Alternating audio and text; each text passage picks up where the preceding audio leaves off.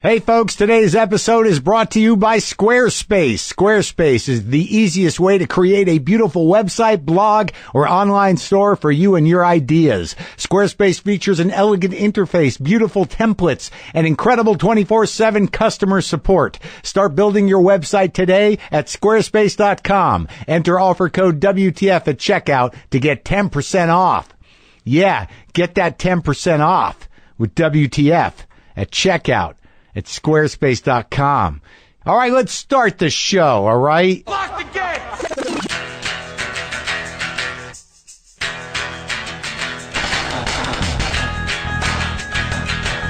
All right, let's do this. How are you, what the fuckers, what the fuck buddies, what the fuck nicks? How's it going? I'm Marc Maron. This is WTF, my podcast. Welcome. Welcome, all of you. In whatever form you come in, whatever you're doing, I hope you're not up to something too dubious. I hope you're trying. I got people coming in out of the garage. I'm having the talks. I'm connecting with folks, most of them strangers, but most of them people that I've admired or certainly have tucked away into the compartments of what define me in my brain culturally. Like today on the show, John Lurie, who some of you may remember from the Lounge Lizards. Some of you might know him from the Jarmusch movies he did, Down by Law and Stranger Than Paradise. And he was in The Last Temptation of Christ. Some of you might know him from some of his other music. He's now a painter. But he was definitely a presence back in my brain, back in high school, when some dude laid that Lounge Lizards album on me, that first Lounge Lizards, and just seeing, John there with his saxophone and having that intensity he naturally has. I was like, who the fuck is that guy? And then I'd see him in the groovy movies. I'm like, this dude means business. And he had this sort of kind of a philosophical crankiness to him that I definitely thought, like, that guy is a guy I'd probably like. And now, like, decades later, after a short spat on Twitter about bullshit, he shows up in L.A. He comes here with his assistant. He's here doing some painting business, moving the paintings, and visiting the States, a reprieve from his island retreat. And he stopped by, and we had kind of a loopy discussion, and then I took him out for Mexican food, and it continued there. And I got the feeling that he might not go if I didn't need to do other things. But we had a great time, and that's coming up in a little bit. That's coming your way. He's a guy that's conquered some demons, and not unlike any of us, is still in the throes of the struggle with others. Going on the road tomorrow. I know some of you are coming to see me in Lincoln and in Iowa City and in Kansas City. I think Lincoln, Nebraska on Saturday at the Rococo Theater is sold out. I think that the Mission Creek Festival at the Englert on Friday, tomorrow, might be getting close to that. I'm not sure where Kansas City is on Sunday at the Arvis Bank Theater at the Midland. But I'm heading out, and I'm looking forward to it. I'm looking forward to the shows because I don't know what's going to come out of me, and I'm a little hard on myself, and I think that we're going to have a interesting and funny evening, all of them, unless I completely lose my mind. But I'm looking forward to the driving. There's something about the driving. It used to work. I sure hope the driving works still as a meditative exercise. Just getting out there and letting your brain kind of relax and go where it's going to go without freaking out. And you're grounded by the innate physical need to drive the car. And hopefully nothing will jump in front of the car and jar my meditative state or wreck my car, my rent-a-car. Don't want that to happen again. So let me ask you something. Have you tried CISO yet? If you haven't, do you even know what you're missing? For one thing, you're missing the brand new original comedy series Bajillion Dollar Properties from the folks behind Reno 911 and Comedy Bang Bang. It's hilarious. It's cutthroat. It's a fake reality show that will be your new guilty pleasure with new episodes every Thursday and starring folks like Paul F. Tompkins, Adam Scott, Andy Richter, Horatio Sands, and more. I'm sure more people that have been on this show. And it's only on CISO, folks, the premium comedy streaming service. You'll get original shows, classic shows, the NBC late night shows, and lots of stand-up specials, too. It's just $3.99 a month for all access membership. That means every episode of their new original series, every episode of classic series like Kids in the Hall, Monty Python, 30 Rock, and Alan Partridge. Everything. Binge watch all the comedy you want ad-free. No credit card is required for you to get started today. Go to CISO.com and watch the fake drama unfold on bajillion-dollar properties and start watching for free. You heard me, for free. Yes, it's free to start. That's CISO.com. Let's read a couple of emails. Hello there, Mark. This is a subject line, hello from the UK. Hello there, Mark. I never write these emails. In fact, this is the first. I am a theater director, and my work sees me bounce up and down the UK and across Europe like a fucking yo-yo. Since dragging myself away from alcohol a year and a half ago, I have had to booby-trap my life with habits, random things outside of my job to keep my shit balanced. A series of things to help find interest in the solitary velvet jail that is life on the road.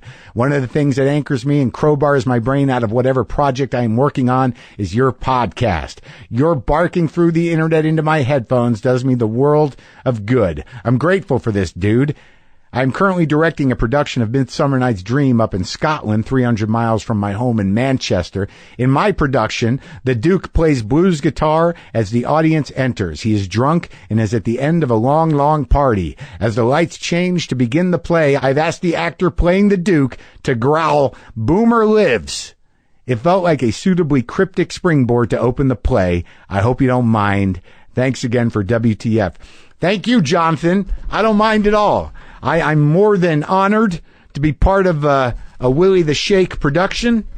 Me and Shakespeare have a tenuous relationship, but I hope he's posthumously happy that I'm cryptically involved in the unfolding of one of his magnificent masterpieces of theater.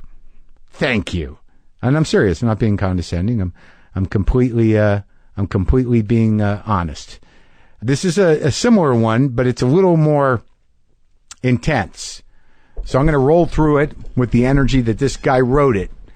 Subject line, hey, Mark, thanks for everything. Hey, Mark, my name's Joseph, and it's a little hard to believe I've probably been following the template laid out by all of your other fans with this email, the quick grab for attention, the explanation that I love your show and relate to you and want you to keep doing the good work. All that's true, and I guess I don't have anything more important to say than anyone else, but if you're interested, I'm a Southerner, and fuck, man, it isn't all picking crawdads out of the creek and barefoot playing. I live about 10 minutes from a fuck-ugly statue of Nathan Bedford Forrest, and that's a problem. I'm a writer, which means I write things down and then don't get paid for them, like the swaths of other artists that listen to your show.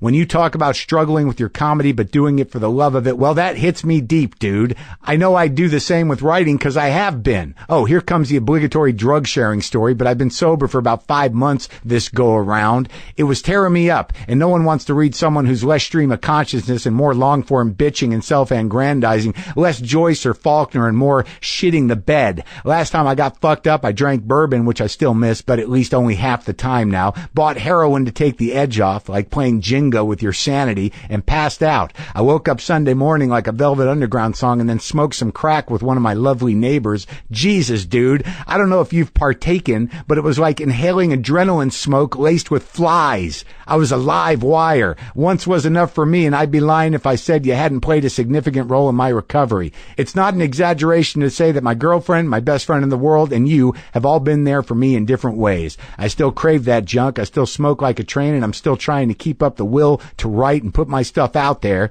This has been long and convoluted, but I just wanted to shout out and say I think you're doing great work. You're a hilarious comedian and my ghost of Christmas recovery. Next time you come to Nashville, look out for a long-haired blonde dude with crescents under his eyes. Sincerely, Joseph. Good job, man. Stay with it, Joseph. Seems like you're on a roll. Am I right? Yeah. We're sponsored today by Audible.com. Did I mention that? The home of more than 180,000 audio programs. Do you even realize how much stuff that is for you to listen to? That's like a warehouse full of books that someone reads to you at any time. Let's find some stuff you can listen to right now. Let's just go off that email. Let's just do a search for Southern, and we get Southern fiction. Oh, here you go. The Sunday Wife. I don't know what that is, but it's narrated by Joan Allen. She's great. Southern as a Second Language, a novel, Dixie Book 3. All right. Southern Charm, a novel. A Southern Family.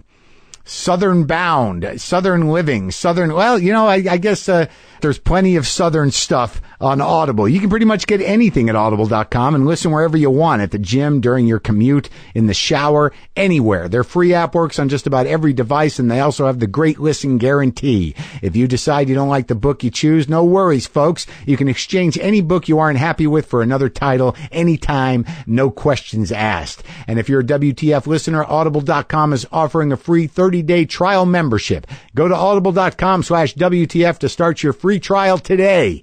Show your support for WTF and get a free 30-day trial at audible.com/WTF. Groovy? Groovy. All right, so John Lurie. I got to tell you, I was a little nervous about this because he struck me, just from my experience with him as a fan and in movies. And, Fishing with John was something I didn't mention. Marvin Pontiac, another thing. From some of my assumptions about him, I thought it might be a little volatile. So I was a little edgy, but it worked out pretty good. And we had a nice time and a nice dinner after this conversation that we had that you were about to hear. You can go to johnlurieart.com to check out everything John makes. Beautiful painter. This is his song Small Car off the album The Legendary Marvin Pontiac Greatest Hits.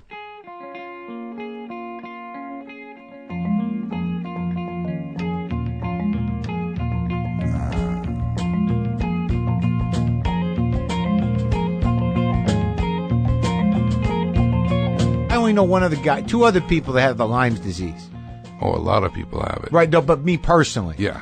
So I don't know what the hell, how do you fucking figure out you have it? Did you get it when you were fishing? I got it. I got Lyme disease in the Hamptons or North Haven in 1994. So you've known that long? Well, no. Yeah. Because, you take the antibiotics. Yeah. And then it's supposed to be gone. Right. At least back in 1994, that's what they thought. Right. And then about 4 or 5 years later, I started having what they said, you've got chronic fatigue. Because I would just get, I would get dizzy and achy, and I was on that TV show Oz, right? Yeah. Oh, yeah, I remember that. And I used to be able to remember 20 pages of dialogue. Yeah. Now I got 4 lines, and I'm reading them over and over again. I'm recording them and hearing them back. I can't remember my 4 lines. Right. And then they told me that, new characters are naked on the show. So I started working out like crazy because I don't want to, Yeah. And I worked out one day, and then I had this attack. Ugh. Like you're on LSD in a boat in a storm. And your heart's doing this weird stuff, and you can't walk in a straight line, and your vision's... So I went to the hospital, and no, you're not having a heart attack. And I just thought it's one of those weird things. Right. Age, anxiety, something. Then 3 days later, it happened again. Like you go out, you trip, and your vision gets fucked up, and your heart's beating too fast. You get migraine aura. I get this thing where my vision would be like static electricity almost. Oh, my God. Roaring in your ears. Yeah. Prickling like bee stings almost in your nerves. Really? And your heart doing weird stuff. And my left leg wouldn't work, Oh, my God. It's a horrible, but when you don't know. You know what's fucked up about me, the Jew that I am? I'm sitting here going, oh, maybe that's what I have. So now you think you've got it? No, I just have these weird, for years, I've had like tingling and achy hands and feet. And, that's a fairly standard anxiety issue. And I've gone to doctors. Yeah. They did I did MRI. I did, reflex to see if I had neuropathy. Nothing. I got nothing. And it's just sort of there. Sometimes I notice it, sometimes I don't. But my hands and feet feel like they're electric sometimes. Well, that's one of the things. I get this electric thing down my left arm and left leg, like it's like, Like a shock, though. Yeah. Mine's sort of an ongoing current. Yeah, it's an ongoing current. And then there's a shock thing, too. But I don't know if I've had any other symptoms. I mean, how... But I mean, we all got shit wrong with us. Yeah, I know. And you got to live with it, right? And the neurologists have no idea what's going on. Why can't they figure that shit out? We can go to space. Why can't they figure out the human vessel? Because it's relative to genetics and all kinds of other shit. Well, that's really one of the things that's so interesting. Yeah. Because when you got Lyme, all your systems stop working. You have a what's called a barrow gland or something, and its job, and they don't know how it works. Yeah, is to it's a mystery. Is to regulate the body so that the body knows when it's standing up or sitting down. So it increases the blood flow to the brain when you're standing up, but they don't know how it works. Yeah, the real miracle is that we all have these barrel glands that work and take them for granted. But really, when it comes down to it, it's like, why is any of this shit actually working? I know. Why? I mean, that's the real. And so, of course, they don't take understand. a lot for granted. Yeah, we take a lot for granted. I know. It's just amazing that the consciousness, the curse of consciousness, is that we just kind of go along until something goes wrong. Well, this shit that happened to me, you would think it was really terrible, but really, I didn't know what the hell to expect. I thought you were going to come in here like gray as a ghost, kind of shaky. And, I got a phone call. We can't have any Windex out here. Well, that's really actually true. Well, I don't have any out here, but I know. I'm just saying that Windex in particular, just like... Really? Yeah. Knocks you out? I can't think. Really? I cannot think. Windex in particular, yeah. Uh-huh. So I guess for years, then people thought you were probably losing your mind. Well, no, I mean, 2002, and then I just started looking for what was wrong with me. Uh-huh.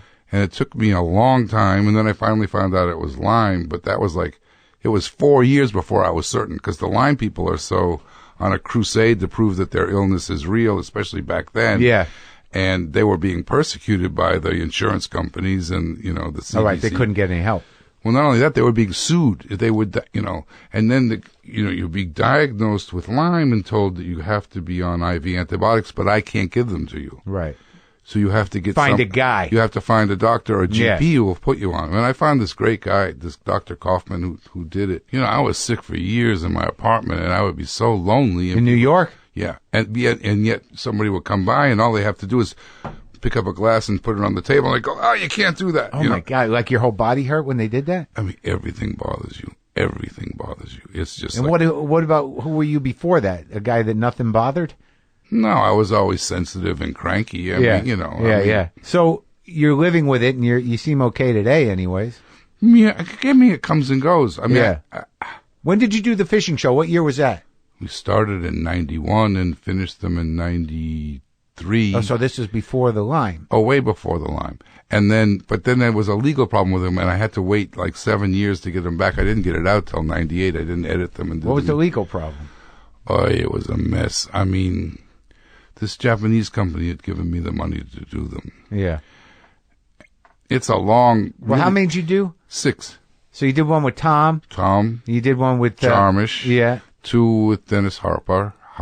Yeah. Hopper. Dennis Hopper, right? Yeah. Yeah. And Willem and Matt Dillon. Willem Dafoe and Matt Dillon. Yeah. Interesting.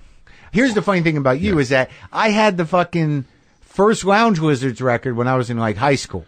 Oh, so you're younger than me? That's what you're point is? A little bit. But yeah, what year was that, though? Because I don't remember how I got it or why. 79. Right. 80. Right. 79. Right. 80. So I'm in high school. The band started in 79. The record came out in 81. So someone gave me this record. I didn't know nothing about, where jazz came from or what jazz was necessarily. And some hipster, a guy I knew at a record store, said, you got to listen to this. Yeah. And I listened to that, and I'm like, what is happening? Like, it was one of those things where, it kind of blew my mind, and I couldn't stop listening to it, even though I didn't have enough foundation in music or in jazz to really get what you were doing. Was that the first thing you ever did, in terms of artistic output? No. I mean, I did a thing in London. No, I did a thing actually, the first thing I did was a thing in Boston in my apartment. Yeah, was that a lot of people see that? No, like 8, like 8 people. And then I did a couple things in London. And then the first thing I did in New York was this performance piece, which started with the saxophone solo. And I made this tape of static electricity going whoosh, whoosh, and I started swinging this, what looked like a baseball bat but was actually hollowed out balsa wood, so I could do and it would go faster and faster and faster and faster and faster. And the last section was I'd gone over to the docks and smashed all these glass windows and recorded it. Yeah. And I played over the top of that. Yeah. When I had my brother and some other people stand up and start screaming in the middle, so. God, why, there was a time where you could do shit like that. Yeah.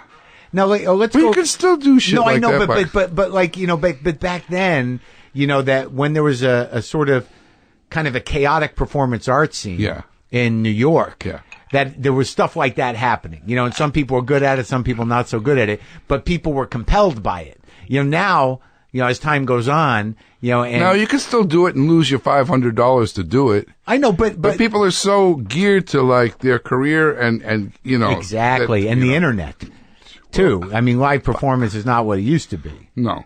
So where do you come from? Why do you point at me when you ask me that question? Where you? Have you ever been a member? Yeah.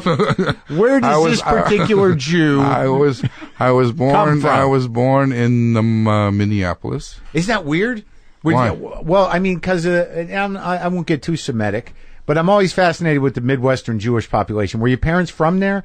Were they of the? My mother was Welsh Protestant. My dad was a New York. I want you to be all Jew, so I'm going to make you. Was your mother Jewish? Was your mother Jewish? Yeah, but mine wasn't. Yeah. So you read so Jew to me. I do. Yeah. Okay. But she's laughing. Am I right? I do. I wasn't sure. I didn't know till now that you were Jewish. Why hide it unless you know me? You got to know. Yeah. You got to know. I'm kind of Jewish. Anyways, I don't practice or anything, but culturally. Wait, what was the question? How do we end up there? Well, you're from Minneapolis, and I just know that there was this, I get sort of obsessed with where Jews, how they end up in, the Midwest, and I know that, the Dylan comes from there, and there was Mitzi Shore comes from there, and there was a Jewish community in the Midwest early. Okay, that's not. My dad went to NYU. Yeah. And to do what? He wrote the whole literary magazine under pseudonyms and was going to be the next James Joyce. I mean, really? But instead of writing, he went to the South and organized farm workers. Mm. And then after the war, he was labeled as a communist. After the Second World War? Mm-hmm. Mm-hmm. He went to the Second World War. That's where he met my mom. They went to Germany for a while. They moved to Harlem, and then he couldn't get work. And he sold Israeli bonds, which there was a lot of old commies and they put him in Minneapolis to start their first thing. Oh yeah, to sell bonds. Yeah, and then they moved us to New Orleans. Really? Yeah. So how old were you when you moved to New Orleans? 6. What'd you take in? What do you remember? What hit you in the head? Well, I became obsessed with snakes. Oh yeah. I would go and hunt for snakes every day. There's a lot of snakes in your paintings. There's a few. I've seen a few snakes. Yeah, they get boring to paint, but there's some snakes in the paintings.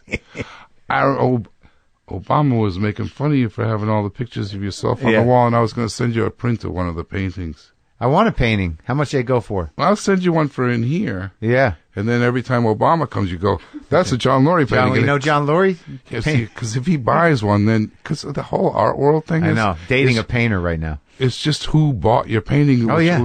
It's 10 people, the art world. It's 10 people. And it's the worst high school clique you ever came across. Yeah. But we just had this great thing in Italy, which was just so, because I was getting fed up. Yeah. We had a show in Milan. It's still up. The gallery was wonderful. The curator was wonderful. The press was I mean, it was just like... Everything worked. It was just for real. It was just... Did you sell some? Yeah, a whole bunch. Oh, it's great. It's great because we were down to bumping along the bottom with money there. You know? Oh, yeah? Yeah, really kind of got bad. So you moved to New Orleans. You're obsessed with snakes. How long were you there? 2 years. No music entered. Might have done, but I'm not sure. And then where do you go? Worcester, Massachusetts. Wow. What year was that? The year the world ended. What year would that have been? I know a few people from Worcester. What year would that have been? I was born in 52. I mean, I must have been 9. But so Worcester was still a functioning, relatively industrial city. It wasn't as opposed to what it is now. It's a little beat up. By the time I was in the Boston area, it was a rough place. It was a rough place. Yeah. I mean, like the bus station there. It really feels like that. It really feels like there's a dome over Worcester and God isn't allowed in. It really is kind of bleak. The end of the line. Yeah. Yes. And where'd you go to college? I didn't go to college. So when did the music Why aren't you going to point at me when you ask that? Why? When did you go to college? When did you go to college? And then you go, I didn't go to college. I knew it! My dad died my senior year in high school, or I would have gone to college. Yeah. Yeah, because he was a big academic. He was all about academics. Oh, so you were on your way and then he passed away, and you're like, I ain't going? Or... Well, he passed away like the week before my college boards, and I colored them in with like turkeys chasing pilgrims up, you know. And then they didn't. How'd he pass? Emphysema. Smoker? Yeah. Yeah. Did you smoke? Yeah. Not anymore. Yeah. Yeah, I do you smoke? No, not anymore. I take these nicotine lozenges constantly. I chew the gum constantly. I love these. These are like candy. You suck on them. They're the best. The gum, like, eventually you just keep chewing it even when the shit's gone.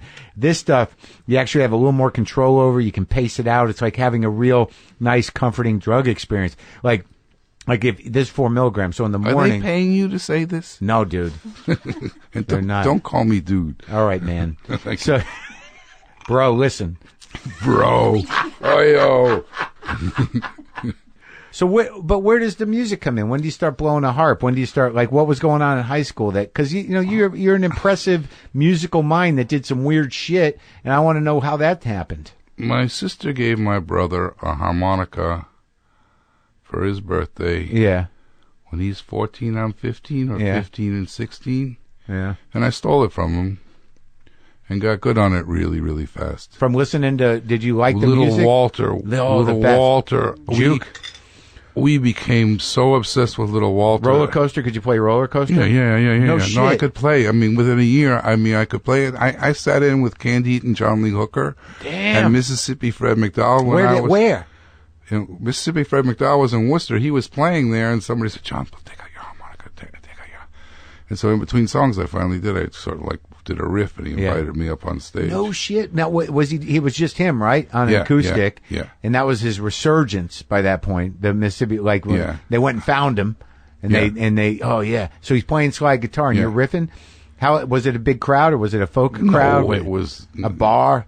It was some coffee shop. But you went to see him, huh? Yeah, sure. Great. And then with Canned Heat and John Lee Hooker together. We hitchhiked from Worcester to New York. Yeah. To see them at Carnegie Hall. Who? Canned Heat? Canned Heat with John Lee Hooker.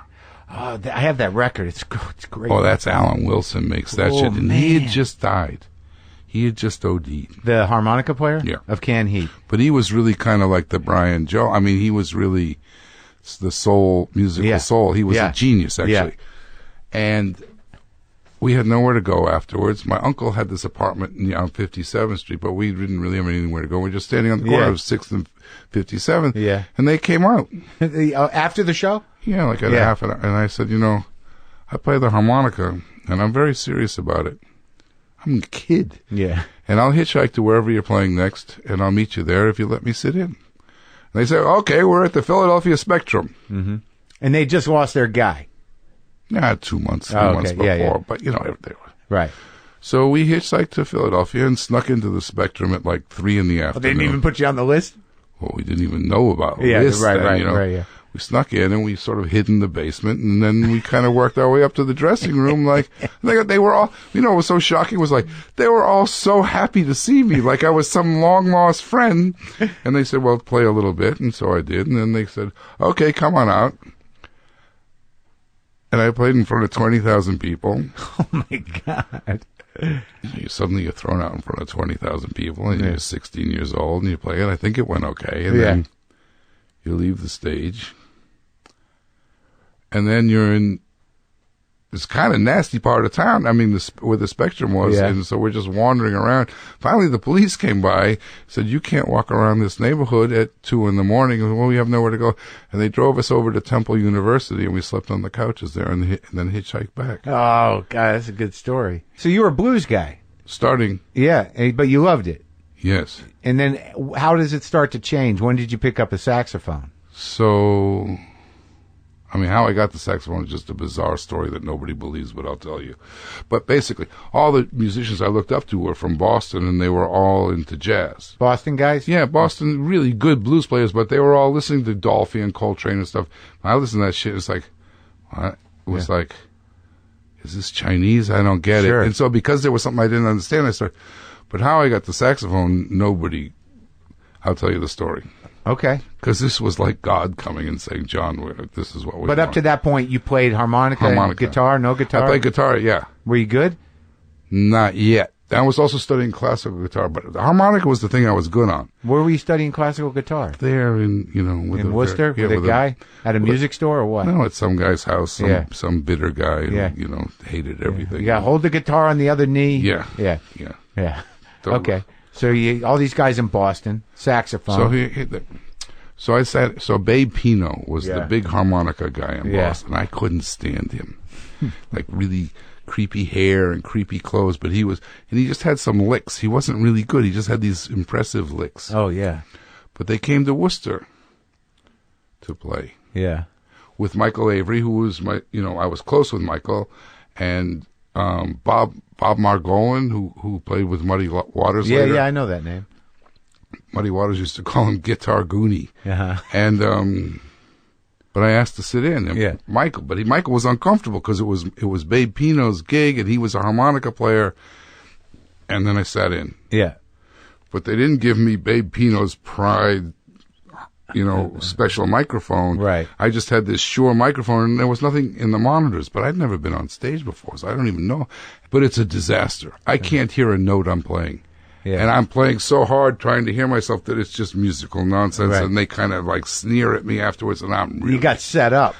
Well, not exactly. You didn't have a good mic. They didn't give you a monitor. Yeah, but I just thought this is going to be the kid comes on. Oh, the kid is good and is going to be carried out on their shoulders. And it was a disaster. Yeah. And my dad had just died, and I colored in my college board. So if I don't go to college, I'm going to go to Vietnam. Right.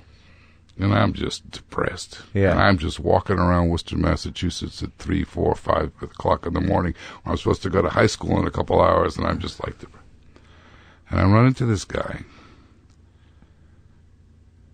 and he's got a wheelbarrow full of dirt. This fat black guy with this weird smile on his face on Main Street in Worcester, Massachusetts at 4 o'clock in the morning when there's nobody. Right. And so I start talking to him. Yeah. And he tells me that he's just seen a statue turn into an angel and fly away. And this is the kind of thing I'm looking for at this point, it's like, and then he starts explaining to me that you could make amplifiers out of cotton. Uh-huh. And he's doing and I walk him home, and his mother's sleeping, so I have to be quiet. And he gives me a bicycle and a tenor saxophone with no case. Uh-huh. So I have to ride the bicycle home with the saxophone. That's how I started playing the saxophone. He had a wheelbarrow full of dirt, a bicycle, and a saxophone. He was going to plant an organic garden on his roof. So he stole his dad's saxophone. No, I brought them back in a week. It was his saxophone. Yeah. So that's how you got the saxophone. The first one, and I practiced, and I had this. You didn't take any lessons? No. You just had a feel for it? No, but what had happened was I was determined after the guitar lessons to approach this from a completely innate thing. Yeah. I didn't even buy a finger chart for the first several months, and I would just go up onto this Newton Hill, which was in the middle, and just blow my brains out for hours in the middle of the night, just because that was kind of the style then too. Yeah. And then slowly but surely, I got a finger chart and figured out the notes and started. Yeah. And then how'd you not go to the war? I got a high lottery number. Scary, huh? Well, no, because I had friends who got out. They would put like peanut butter in the crack of their ass. You know about this? I've heard about the stories. And apparently it worked. They eat the peanut. Yeah, they eat the peanut butter. How many times they got to see that shtick before they're like, you know what? All these guys can't be eating their shit. No, but I think that even if they knew it was only peanut butter, they think, well, if the guy's going to bother to do that, let's just let him go. So when was the first combo? Oh, not forever. So you're just jamming sax by yourself? Yeah, practicing on my own, yeah. And where are you working at that point? You stayed in Worcester? No, I moved to Boston. Yeah. Then I went to London. Boston? Where'd you live in Boston, man? In Brookline first. Yeah, I lived up in Brookline. But then I went to London, and I would, play saxophone on the street. You just went to London by yourself? Well, my mother, after my dad died, moved to Wales, back to Wales to take care of her mom. Oh, really? And then my brother was over there living in a squat. In Wales or London? In London. He was in London. My mother was in Wales. And he made it sound like it was wonderful there. And so I got there, and it was just like, this is a disaster, Evan, you know. Well, how bad was it? No water, no heat, no... Sometimes, you know, and then, you know. What was he doing? He loved it. Well, what was he working on? He was playing the piano and... Yeah. And this is what, the 70s? Early 70s? I don't know what year is this. I don't know. I'm 21, so 52, it's 60, 72, right? 73. Yeah, 72, 73, yeah. Uh-huh. So I started playing the saxophone on the street. Yeah. Annoying people? Were people putting money in to stop you? Like that guy in the train in New York? There used to be a guy in the train in New York who would get on a car and be so irritating with the fucking sax, you gave him money to stop? Basically. You've seen him? No, but I'll pay a lot of people to stop playing music. I mean, I pay some large dollars for a lot of people to stop playing. All right, so you're doing that. Are you playing lyrically? Are you playing Coltrane riffs? Are you making sense? Yeah. No, I'm playing, you know, I mean, going back and forth. I'll play Sweet Georgia Brown and then a Coltrane thing, and I'm not, like, squawking my brains out. I'm finding stuff. I'm not out of control. Yeah. But I discovered, I mean, one night I'm playing... And, you know, the soccer guys, the football, what are they called? Yabos? Yeah, I don't know. They're out of control. And I'm in Piccadilly Circus, and some guy just comes by and punches me in the face. I got my eyes closed, and I'm playing, and I end up on the ground. Yeah. And then I discovered when all these soccer guys are in Midtown, or whatever you would call it, you get them to stand behind your saxophone case and sing their song, their team song, and people just throw a fucking into your case. It works great until the other fans of the other team come by and start fighting with them, and then you kind of like close up your case and move to the next corner. So you're a front man for a soccer team that you switch sides on? Yeah, switch sides and then run away. That's good. And then once I got arrested, I mean, they're so polite there, you know, they said, you must stop playing now or you will be picked up. Okay, I keep playing, and they come and they arrest me. And I get arrested with all the one-man band guys, you know, with the drums on their back and the guitar, and the budgie man, the guy who has all the birds that do the tricks, and Dancing Hitler, and all these guys, right? Dancing Hitler? And of course, that famous guy, the Dancing Hitler. He was famous. I think he really may have been Hitler, so don't turn your nose up at the dance. So we're in this cell the size of this room, like 8, and I think there's going to be some kind of camaraderie, you know. But most of them are junkies, like waiting to get out of there at 8 o'clock so they can get. Yeah. And they're the meanest fucking people I ever met. Yeah. And plus, I'm a Yank. They really hate me even more. So you're getting shit from the guy with the drum on his back? The police were much nicer than the musicians. Yeah. The police were very apologetic, you know. Did you go to New York next? Where do I go now? Yeah, I came back and went to New York. Yeah. And now it's what, 70 what? 78, 77. Oh, really? Yeah. So that's when shit is kind of wild there, right? I mean, it's getting a little better economically, but it's still a little blown out. The Lower East Side is for real. I don't know. I don't know what was. I got a job. My uncle got me a job at the Plaza Hotel. Doing what? I was the night housekeeping dispatcher, which was really perfect. Are you playing music? Well, I'm practicing still. Yeah. I mean, I'm trying to find God through the saxophone, basically, is what I'm doing. And so by 4 to 6 o'clock, I would have to work. And after that, there would hardly be anything unless, you know, Milton Berle wanted some more pillows, and I'd have to send them down. But otherwise, I could go up onto Did you get Milton Berle pillows? Yes, I sent. Yes. Yeah? Yes. Did you get to talk to him? Did you deliver the pillows to Milton Berle? No, you call somebody who brings them down. Oh, you couldn't even go do the thing. Well, not like I wanted to. What do you mean he's Milton Berle? You don't want him... You weren't curious? At the time, no, I might be now. But no, I would, no, you know. Fuck Milton Berle at the time. Yeah, no, it's like just, you know, and I would practice up on the roof, you know, and hope to not miss any calls. Yeah. Plus, you could also get keys to rooms that you knew were vacant and sleep there. And it was, oh, you did that? Yeah. The Plaza? It's nice. Yeah. Then my horn got stolen, and I moved to Boston. Oh, boy. I drove a cab and did some sort of scams a little bit, and then I moved back to New York for good. Scams? Well, I mean, there's statute of limitations. Like is what? There? Probably. I don't know. Did you kill someone? No. All right. I went. Well, what if I'm like? Forget it. No. What? It's kind of good. All right. Well, then let's do it. And then you think about it, and you call me later in a panic. Well, you call your lawyer and ask him if it's. Call your lawyer. I don't have a lawyer. Well, okay. I'll call my lawyer. What was the scam? So I thought, well, what if I couldn't work because I was psychologically unable, but not so bad that they'd have to put me somewhere? Right. So I went to see, like, this kind of, like, junior league social psychiatrist kind of thing. Yeah. And said, and then she recommended me for supplements Social Security. Uh-huh. And then I got like $200 a month. Okay, for being slightly off. Yeah. Did you play it up? What'd you do? I would kind of just, they'd send you to these government psychiatrists, and I would just sort of like suss him out to know what, Yeah. like, do you hear voices? And if you found if you looked at him directly in the eyes and he was terrified, then you just keep staring him at the eyes, and then he signs your paper and sends you away. Okay, yeah. So, you just kind of figure it out. But then I went to get my money, I was all these kind of crazy people on this gigantic thing, and this guy comes in and he goes, I want my money! And he's this fat guy, and he gets down on one knee and holds a fist up over his... I was like, man, he's got me beat. I want my money! And they just wanted him out, they gave him his money and got him out, you know. But sort of I couldn't go that far, There's a theme. That's like the saxophone angle, too. Yeah, right. Yeah. So, all right, so then what? You moved to New York permanently? I moved to New York, yeah. And what was the plan? There wasn't a plan. Well, you must have wanted to do something. I really never had a plan. Yeah, saxophone. I had a saxophone. $200 a month for being a fake lunatic. Yeah, and I started dealing pot a little bit, and oh yeah, back when people had to come over and you had to you weren't delivering pot. You had yeah. Did you meet some good people? No, I was terrible at it too.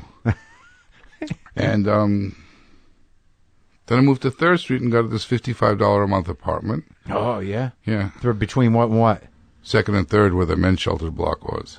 Yeah, I lived on 2nd between A and B. Oh, that's close. And yeah, we were neighbors, kind of. When was that? It was 89 to 92. Oh, I was gone by then. Yeah. So then we started the band. You and your brother? Arto Lindsay. Yeah, Arto Anton Lindsay. Fear and Steve Piccolo. Oh, shit. Yeah. That was the original Lounge Wizards? Yeah. That's a monster lineup. It really was. Yeah, man. Anton Fear can really play the drums. I mean, it's like, I kind of didn't really know at the time how good he was, but he was really good. Yeah, he went on to do Golden Palominos, right? And yeah, he's still playing. Yeah. Steve Piccolo's really musically brilliant, too. Yeah, and Lindsay Arto's too. got his thing. Yeah, I mean... Everyone's got their thing. Yeah. The context was not pop music. It was definitely experimental.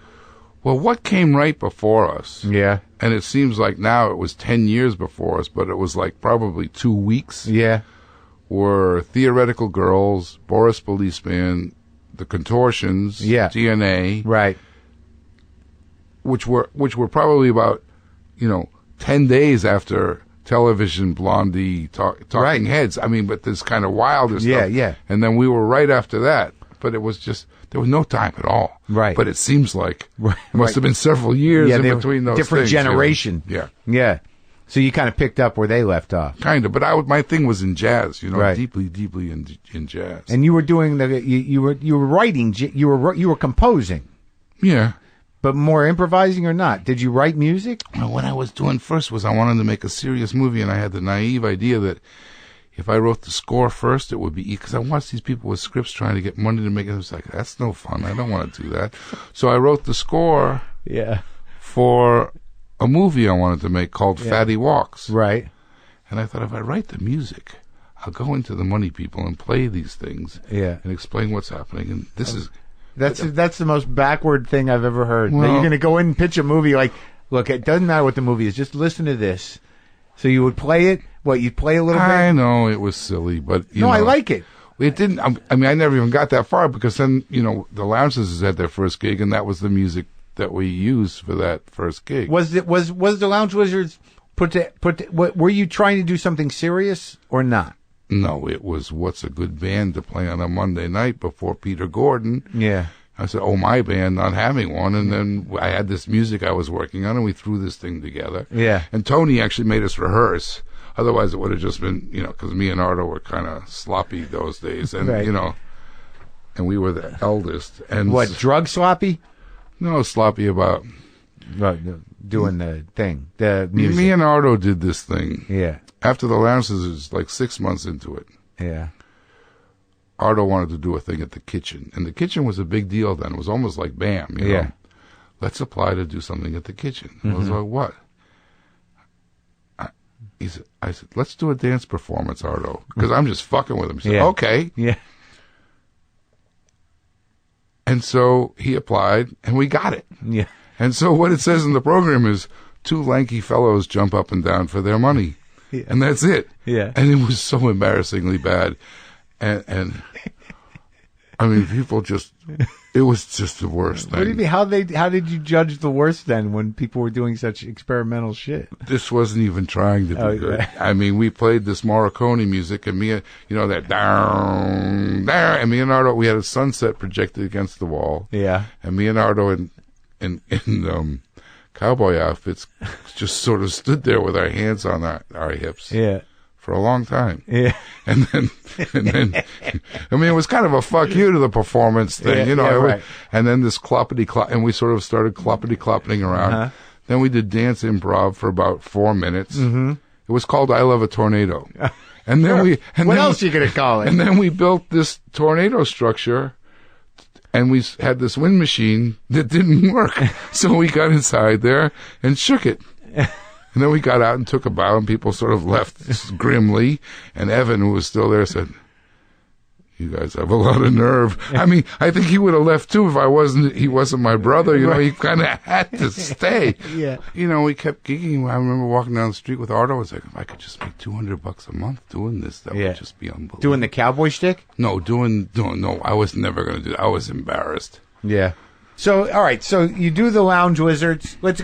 I want to get into the movies and stuff because, you definitely have, people. You're a memorable guy. So you tour with the Lounge Wizards? Yeah, that's all we did forever. For how long? Oh, from 82 to 98, 99. Jesus Christ. That's what I did for years and years and years. And we couldn't even get record deals. I mean, I put out some of the records on my own. Yeah. But basically, yeah. How was the audience? Did it hold up? I mean, I mean, in Europe, we played in Milan one night. Sold out place, 5,000 people. Mm-hmm. Winter Marsalis was down the street. It was a quarter full. Patti Smith was the other way. Yeah. It was a quarter full. We were packed everywhere all the time in Europe and Japan. Yeah. America, it would be like 150 people. Right. So most of your money was made international touring. Yeah. And when you were in New York, when it started, you were like sort of one of a kind in that period, right? Yeah, there was no one doing what you were doing. No. It was mostly, what was it? Was that after No Wave or before? Right after. So it was kind of punk rock still, or what was going on down there? It was a little confusing. I mean, the band didn't get good till like 84. Yeah. We were kind of this novelty act in the beginning. The same lineup, or did you? No, we switched a couple times. Yeah. Yeah. Did you play with Marc Ribot? Yeah. Ribot came into the second band. Yeah. Yeah, he's a trippy guitar player, man. He's a great guitar player. Yeah, and so he ended up playing with a lot of the Waits albums as well, right? Yeah. And you're friends with Tom? Not so much anymore. And Tom came to see us a whole bunch of times and then stole my guitar player, Ribot, right? Yeah. That's kind of like lower than stealing somebody's girlfriend. You don't steal somebody because it was a band. Yeah. That was not right. But did that happen before or after you did Fishing with John with him? Before. So you guys were okay to do the fishing show? Yeah. Yeah. But yeah. I mean, it wasn't like, I'll kill you, you stole my guitar player, but it was just kind of like, come on, man, it's not the right thing to do, Do you like his shit? Some of it, yeah. Yeah. He's actually really unusual. Yeah. Where, he was nervous to do the fishing show. Was he? Which shocked me. Yeah. Because who on earth could be better than to just throw out random lines about what's happening, because he's a genius. And there's nobody like him. Yeah. There's one thing where we're using live bait, and he casts awkwardly, and the fish smashes onto and I said, come on, Tom, the idea is to keep him alive. Yeah. And he goes, well, I'm not a doctor. But he's just, and so that he was nervous to do it, where he was the best equipped person to do it, right, was weird to me. Well, when did you first start acting? I haven't started yet. Yeah, kind of. Well, I made these Super 8 movies. But what happened to the Walking with Fatty movie? That never happened. What was that about?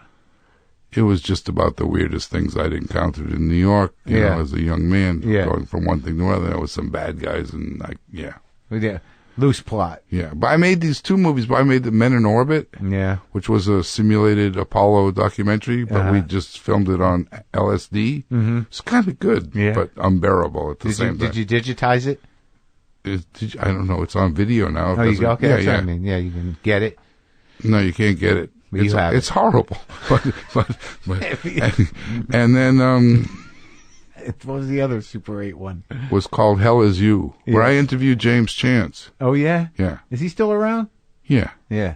Like he's dead? I don't know. No, he's still alive. Does he still play? I don't know. Okay. Why is it so surprising to ask if someone's dead or not? I mean, Jesus Christ, look around. I know, it's really... And there's got to be a better way. You know, you change the channels... Yeah. And it says, David Bowie dies. Yeah. This is not the way to find out that somebody you knew and cared about died. It's just wrong. Or on Twitter. Yeah. I mean, you know. How do you want to find out? Do you want someone to come over? Here's how I want to find out. Say, like, can you sit down for a minute? Here's how I want to find out. Because I'm 63, my brother's 61. Yeah. Now it's happening more and more often. Right. I get a phone call from Evan. Mm-hmm. He says, John, I have some bad news. Mm-hmm. I know what's coming next, but it gives me a moment to settle in. Hope it's not somebody too close, but just to be ready for who died. Right. That's all I want. So they should have on CNN, they should have Evan come on and go, John, we have some bad news. And then David Bowie dies. You know, that's how it should go. Or anybody but Don Lemon could say it. Right. Anderson Cooper could come on. We have some bad news. And then... And let me get ready. Okay. Right. But that's a reasonable request. Isn't it? Not from a television, but from people. But that's how you find... I mean, Twitter, it's like I found out so many friends died from Twitter. It's just like... Well, yeah, it's...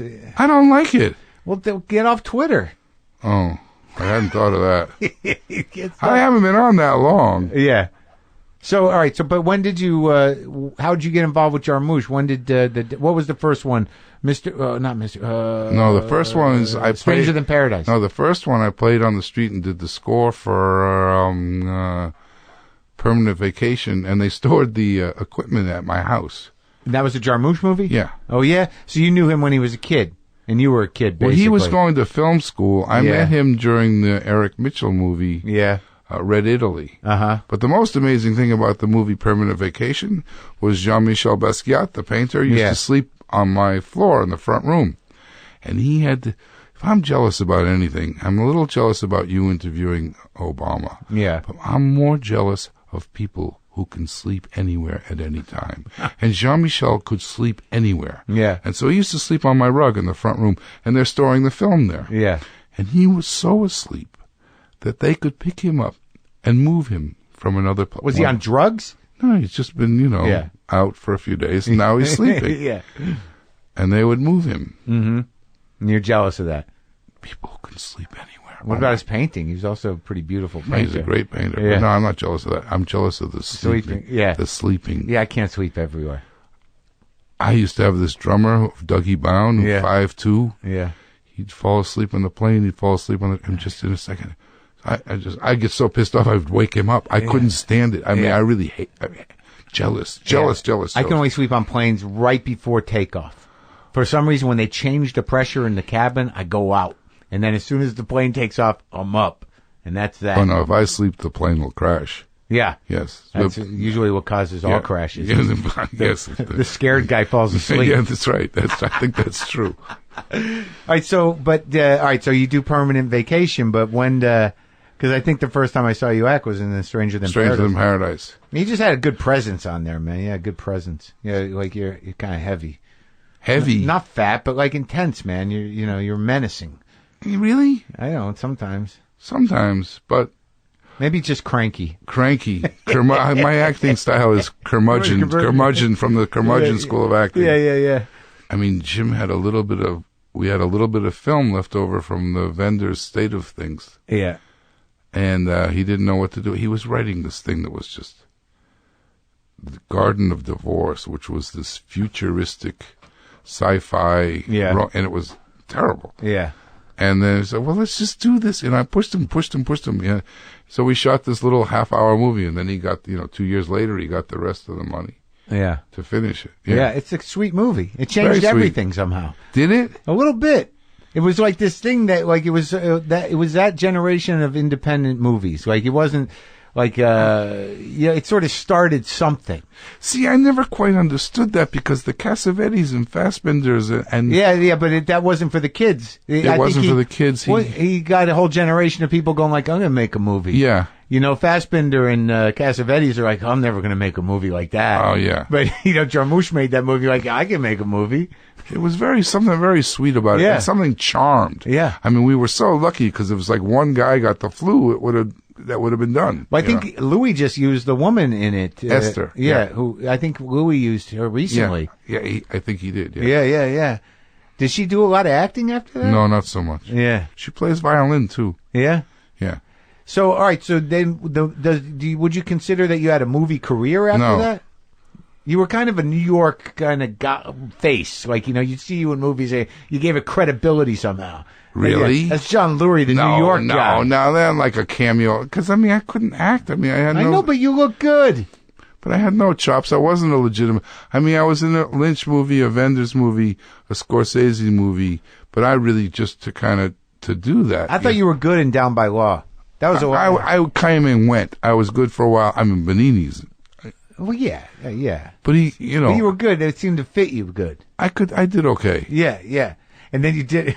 That's right. You were in The Last Temptation. Yes, I was. I was St. James. I don't know why you're laughing. Fuck. How dare you? I'm a serious actor.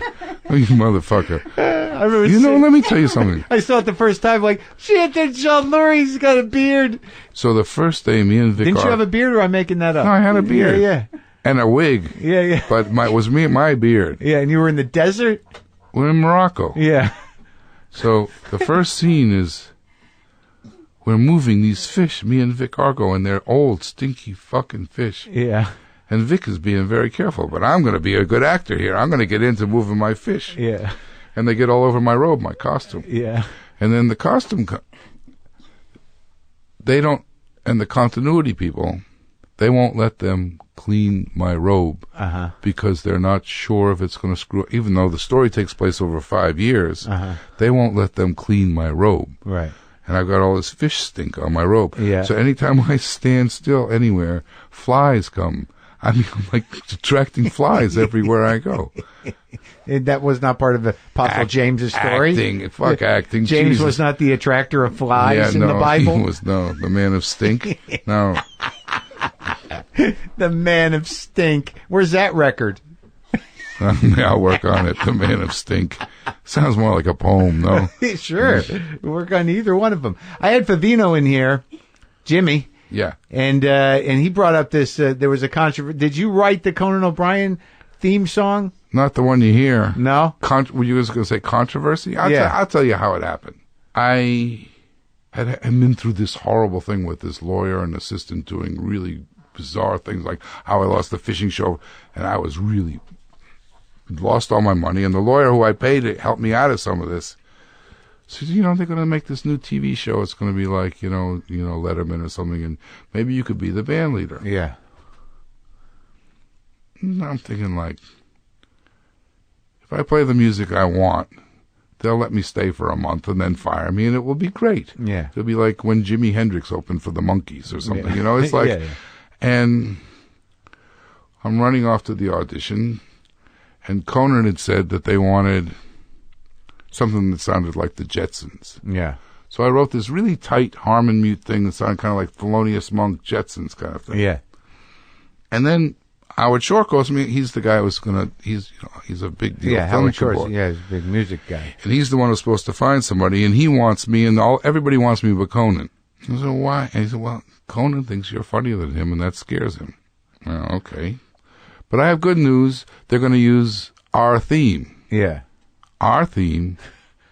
Yes, I've taken what you wrote and changed it a little bit, and I'm thinking, like, who gave you the right to do that? Who the fuck do you think you are, Right. But I'm thinking also, the money's going to be good, It's okay. And then nothing. I don't hear anything. Yeah. Then Conan comes on the air, and they're using it. But there's no credit for me. No credit for anybody, actually. And I don't know what to make of this. But because of what had happened to me. What happened? Well, I had this assistant and lawyer who sold the fishing show and this concert film, and all my money was stolen. I lost everything back like the year before that, so I was really skeptical. So after my audition with the Conan show, I sent my audition tape to the library, copyrighted it. Yeah. Which is nuts. Yeah. Who does that? A guy who got fucked. But it still was. I mean, I thought, when I put it in the mailbox, I thought, you're fucking nuts to be doing this. But, so now it's on. Yeah. And Howard, I said something about it in an interview somewhere, and they kind of misquoted me, and it was worse than it. Yeah. And then he wouldn't speak to me anymore. And so they're just playing this thing. So then we had this lawyer call, and they said, well, we don't really know this. I was like, we've copyrighted it. And I had him by the balls. Just had to wait long enough so it actually became the theme. And then, and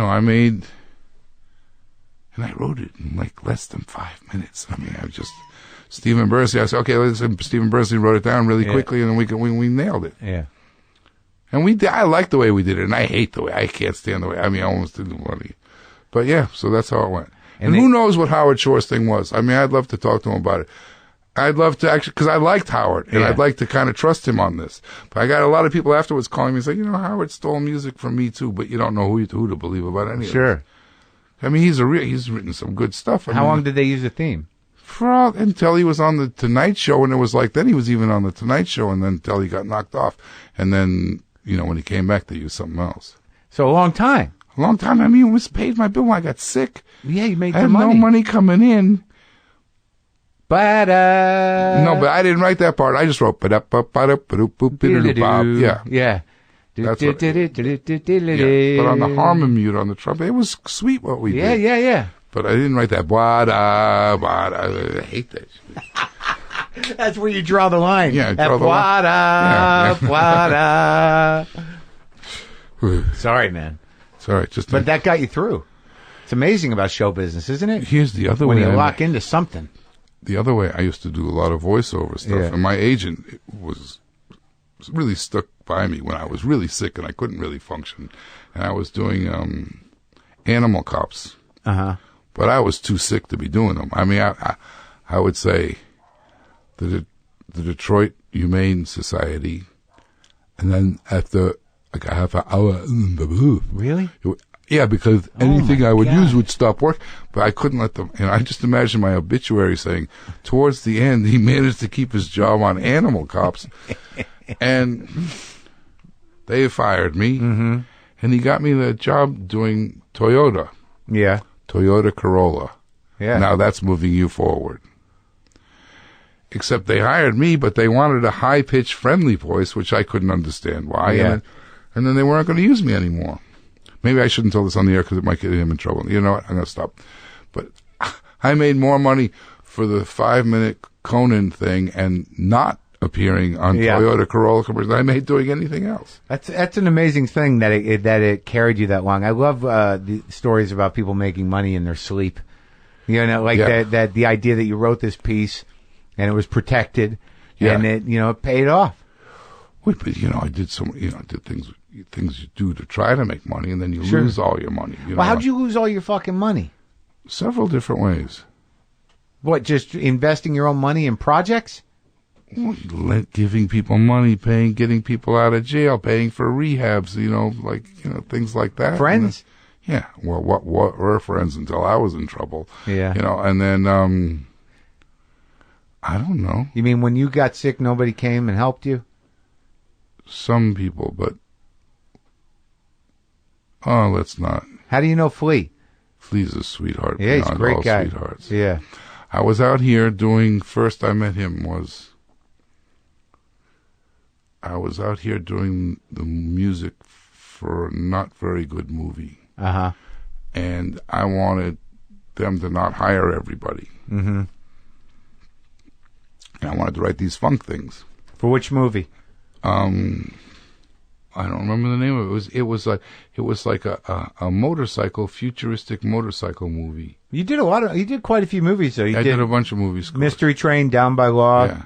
Get Shorty, that's big. Yeah, that's big. You must have made a few bucks on that one. Mm-hmm. Fishing with John, that's Excess Baggage, is that the one? That's a good score. Yeah? Yeah, that's a really good score.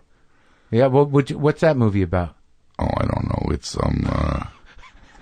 Benicio del Toro and Alicia Silverstone. Uh-huh. But you work hard. You like doing that work? I used to like it, but like that was a bad experience, that one. Yeah. They don't care about the movie. Yeah. You do these Hollywood movies, nobody cares if it's any good or not. Right. They only care about who returns whose phone call. Right. And if it makes money. Well, they don't even seem to care about that. They really only care about who returns whose phone call. Yeah. If you make the movie good, it might make money. Right. But, it's like, well, there's a car horn at the end of, at the, 2 minutes into, well, what does it sound like? Oh, we don't know. Just write some music. It's like, no, you want to make a good, it takes a lot of work to make things good, and people have to care, When you score a film, what do? You sit with the film? Well, you watch it once. Yeah, without any music. Sometimes they have temp music. Right. And sometimes they don't. Yeah. And then you watch it like on your own. I just leave a tape recorder going at the keyboard or with the guitar and just sort of play the first thing that comes to your mind, and 80% of the time that works, and then you kind of modify it. To fix really? It. Yeah, it often works. That's great. Yeah. So you meet Flea? Oh, I met Flea. Well, I was out here doing this movie score, and I wanted to... So I called Matt Dyke. You know Matt Dyke? No. From Delicious Vinyl, is that what it was called? With Maybe. Tone Loc. Uh-huh. He was doing some stuff back then. Yeah. And Sir Mix-a-Lot, I think, was on, that stuff. Yeah.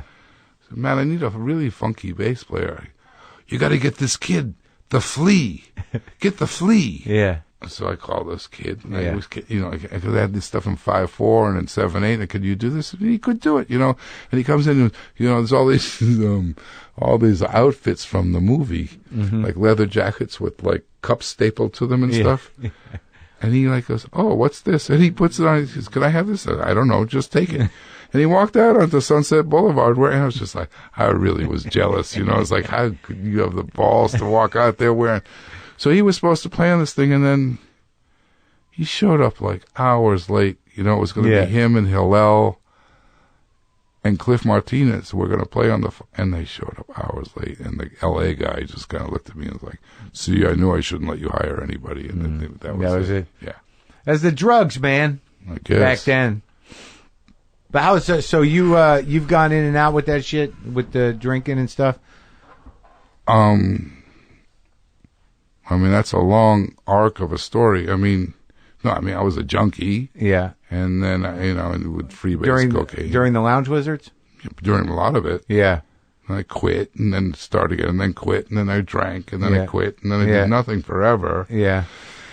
And then at some point I started drinking with this whole thing, this horrible stuff that happened and I gotten a little better with the Lyme disease. But I started drinking, and I found that it quelled the nervousness. I used to drink a bottle of vodka on the road every night and then come home. Yeah. And not drink. Yeah. And not even think about it. Yeah. And that drinking got under my skin like that. Yeah. It was shocked me. So it took me a while to kind of... Sure. But you were strung out on the dope for a while? Yeah. Yeah. I never did that shit. I'm clean, but I never took to the heroin. I love the combination of heroin and cocaine at the same time. Yeah. That was the thing, right? Yeah, just to balance it out alchemically perfectly. Yeah. And then, if the coke ran longer than the heroin, then you were in hell. Yeah. The heroin had to outlast the coke. Right. Because your nerves just couldn't handle it. Yeah. So was it hard to kick that? No, I did it many times. Yeah. So cigarettes are harder. Yeah, cigarettes never go Cigarettes were harder. Yeah, they're just always there. Huh? I'm still addicted to nicotine. You just chew this Me too, stupid dude. gum. I know. You call me dude again? Sorry. Jesus. I'm sorry. I don't know what it's a bad habit. I don't always do it. Do I look like a dude? No, but it's just like I usually say buddy. Buddy's weird because I feel like I should sit on the same side of the table if you're going to call me buddy. All right, well, John, how's John? Weird. Call me Friendo. Hey, Friendo, listen. So after all is said and done here, we go through all this stuff, this amazing career, music, film, Did you know that Obama stuck gum under the table? I did know that. I just didn't tell anybody. What a fucker. Yeah. Don't take it. You're going to saving it there because it's his? That's where the DNA is. Oh, you're really nuts. It's in the gum. Oh, is there really gum under there? No, I'm just teasing you. I don't know who. A lot of people have sat over there. I don't know who took gum out. Who's the last person to sit here? Cindy Crawford. Really? Yeah. I was on the plane with her once. Yeah. And I was shocked at, the presence of her. Yeah. She was just... I just thought, you see these people sometimes and they're nothing. And she was like... Cindy Crawford. Whoa. No, not that she was even... Just as an entity, she just kind of something radiated. And then we got off the plane. It was me and Buscemi were traveling together. And and they were chasing her. They were wild animals that would look like hell to be her. Well, the paparazzi. Yeah. How long ago was that? Oh, wow. Because it was me and Steve were, Steve was kind of even unknown. So, what were you doing with Steve?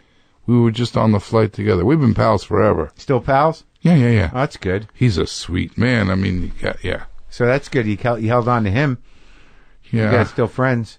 He's a sweetheart. Him and Flea are just sweet. Yeah, they are. Yeah. Some show business people, I got sick and they disappeared. Yeah. And then I was bitter for a while, and then I kind of felt sorry for them. Yeah, you seem pretty good. I thought you'd be cranky. You seem good. Well, I kind of geared myself to not be cranky when I got here. What are you doing in L.A.? It's kind of a fiasco of a trip. I'm here to do this. Yeah. Because I've been thinking about doing this forever. Yeah. But I was supposed to have a show at the New Orleans Museum of Art. Yeah. And for the paintings. Yeah. God, we hardly talked about the paintings. We can talk about them. It seems like you paint one every day. No, they go on. No, I don't paint one every day. Well, on Twitter, I look at you. It's like, holy shit! Do you just finish another one? No, I cycle them out so I can kind of How many paintings are you churning out? 3 a month, 4 a month. Maybe. And what are you working with? Watercolor? Mostly oil? watercolor now. Yeah, I love it. And I'm completely. I love them. You do? I do. The only one you ever retweeted was the one making fun of Time Warner Cable. Because I'll retweet more if you want me to. Yeah, all of them, yes. But here's what's amazing to you. I'm pointing again. Yeah. Is that the persistence of your creativity? That after you move through all this stuff, whatever it is, acting, but mostly music, and then scoring movies, and then you're just one of these guys that has a creative fever that you find yourself doing these almost peaceful and. You look at your paintings and, you feel a warmth. It's almost, there's a childlike component. There's a primitivism thing. There's almost like a native element to it. And the colors are stunning. And I'm happy for you that you paint. I'm serious. That was really sweet, actually. I'm a big interrupter and I don't like being complimented so much, but that was really nice. I enjoyed that, actually. Yeah. I just cause I don't know what it is, or whether I know a lot about you or not. For some reason, your presence in my mind has always been there, right?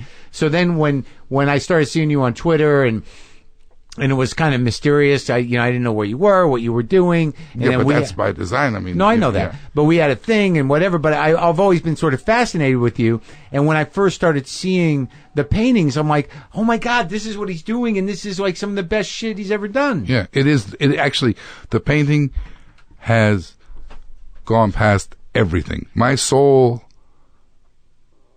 When I thought I lost music, I thought music was the only way I was going to find my soul in this universe. But the painting is past it. It's past it. It's really. So you actually find some peace with it? Oh my God! I've been traveling for a minute and I haven't painted in a week, and I'm like, forget about cigarettes and heroin. It's just I want to get back to it. It's just I'm in it. I'm just in it, Yeah, and you feel that. I must feel that. Cool. I'm happy for you. I'm serious. Thanks. And I don't even know you. I'm happy. There is a weird thing with you and me. We must have run in parallel lines. I don't know. I know it. But I bet you and me would fight all the time. Eventually. No, quickly, I think.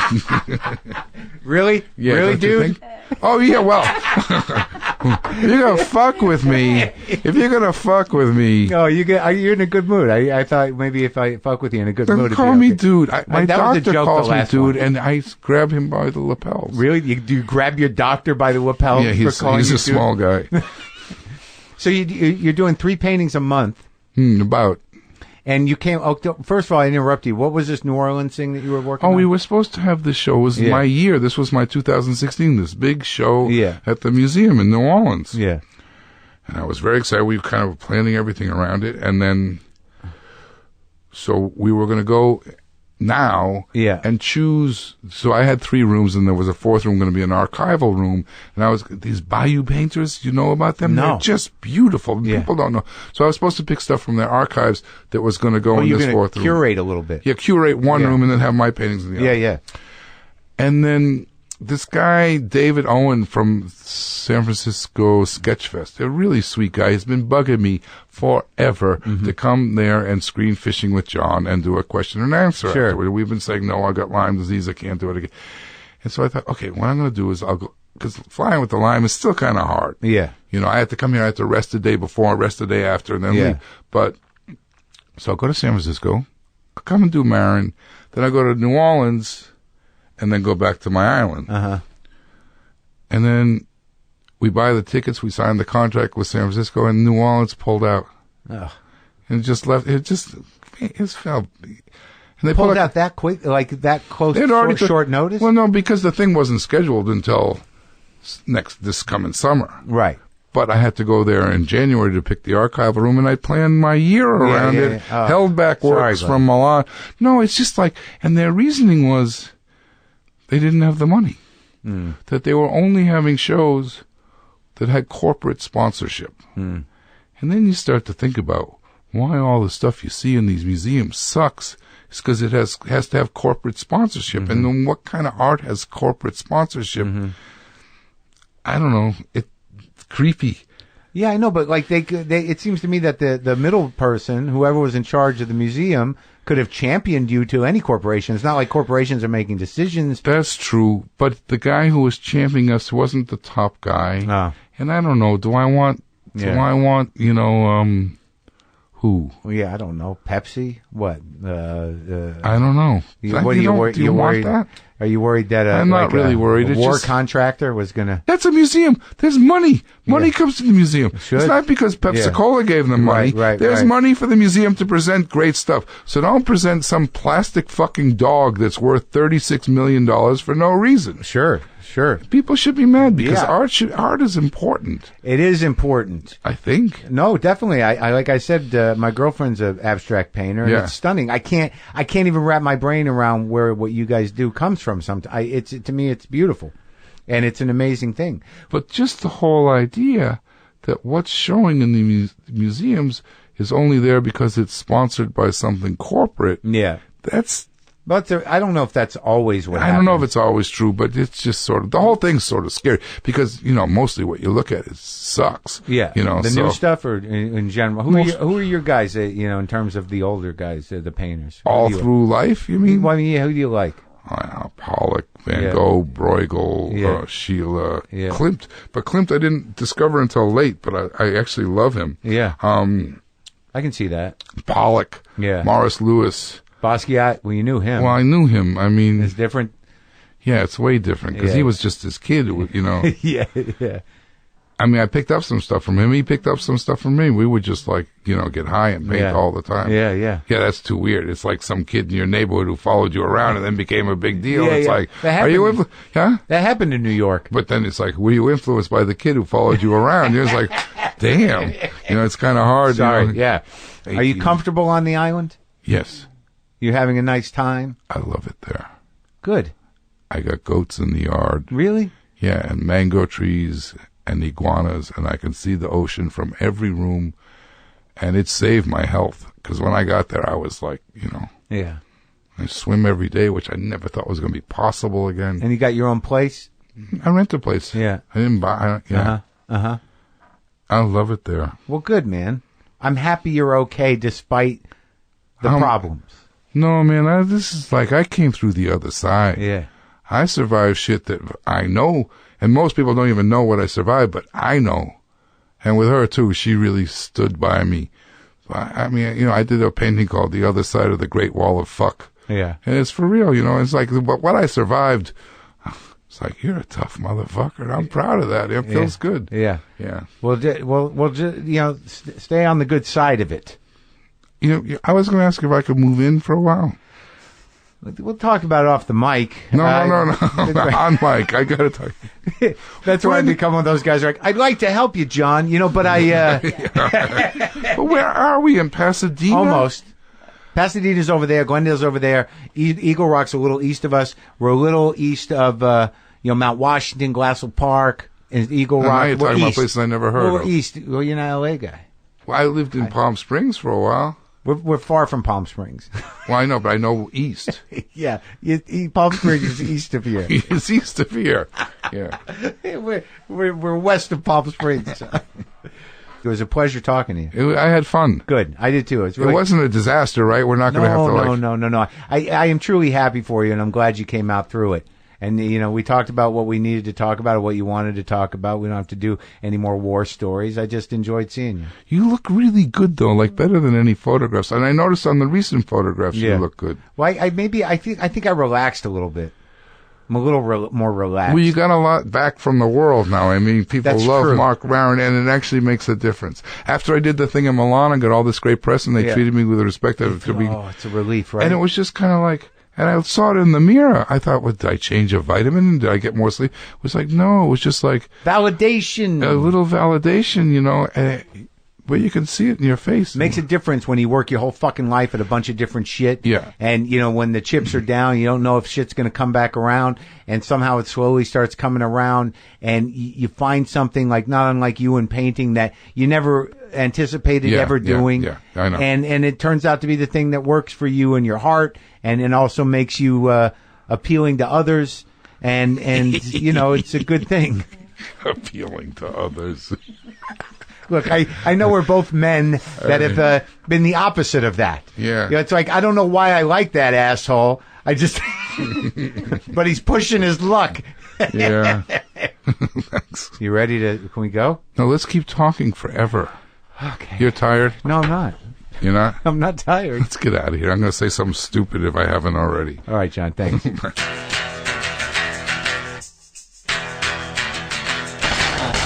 All right. I think we covered a lot of stuff. Yeah, it was pretty lively in here, my friends. Pretty lively with John Lurie. Go check out his stuff. You can go to WTFpod.com for all WTF Pod stuff.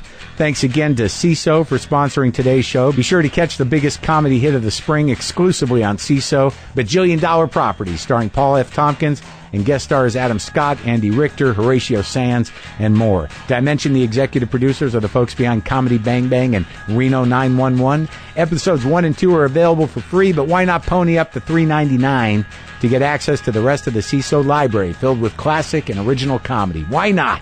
It's hand-picked, ad-free comedy on demand. Go to CISO.com to stream some comedy today. All right? Funniness. The funny. Okay? We can play some guitar, maybe.